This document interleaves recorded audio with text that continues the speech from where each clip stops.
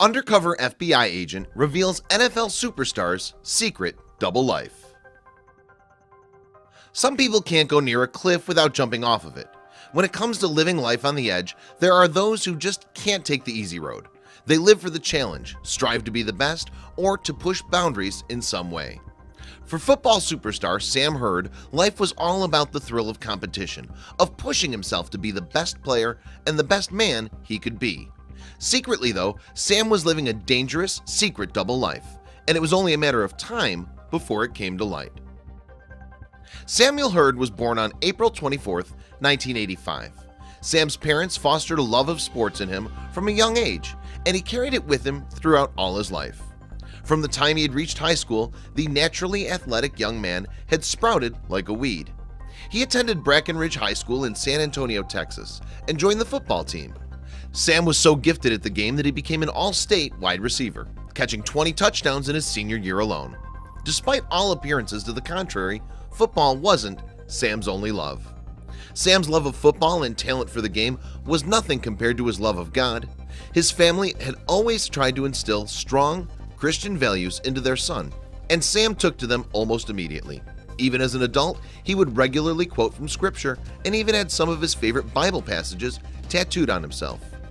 Sam's faith and skill carried him through high school all the way to Northern Illinois University, where he became a wide receiver for the football team. He helped NIU to a victory in the 2004 Silicon Valley Football Classic and became a pillar of the school's football team until his senior year. By Sam's senior year, he had registered 65 receptions, 1,074 yards, and 13 touchdowns, which was the second best in school history. He'd also had the best receiving game in school history, 266 yards against Central Michigan University. By the time he finished college, the NFL was already taking notice.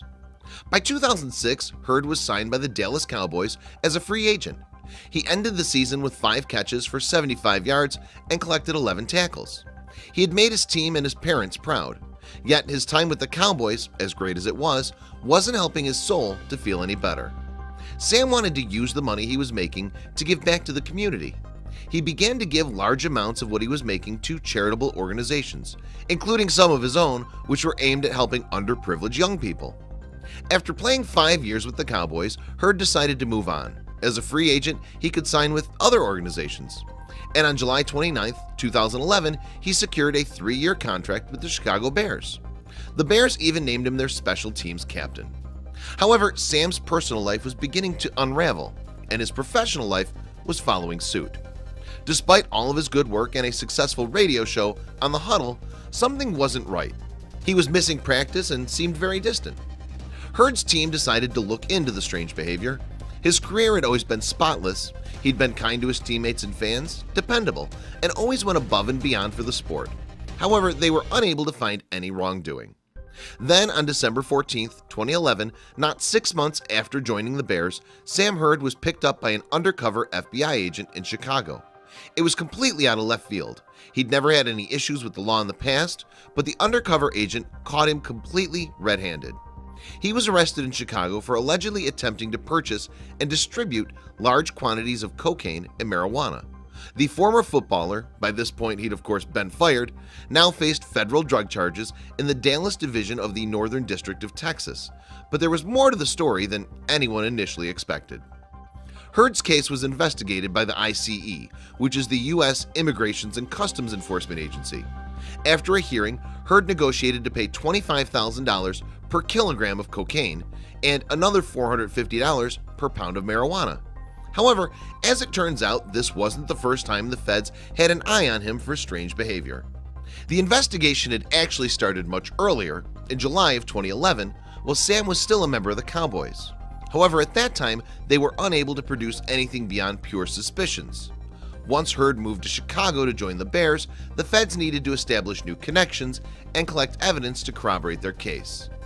Before federal agents were able to take down Hurd, he was earning around $700,000 a week on the sale of drugs. Behind his friendly, good-natured Christian facade, he was selling copious amounts of cocaine and marijuana for months, years even, all under the nose of the FBI and the NFL. Even his fellow teammates didn't realize what was going on, but eventually Heard was connected to a group of dealers based in California.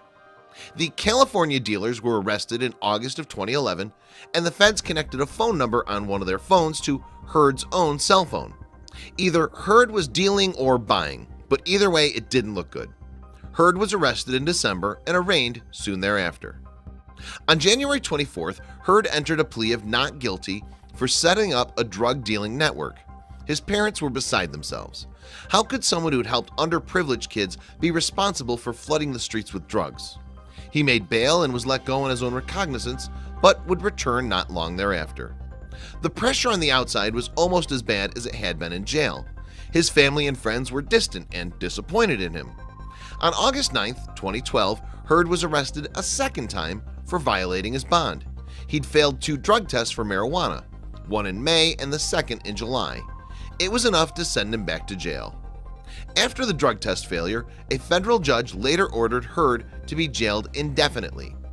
On April 10, 2013, Heard pled guilty to distribution of drugs and was sentenced to 15 years in prison.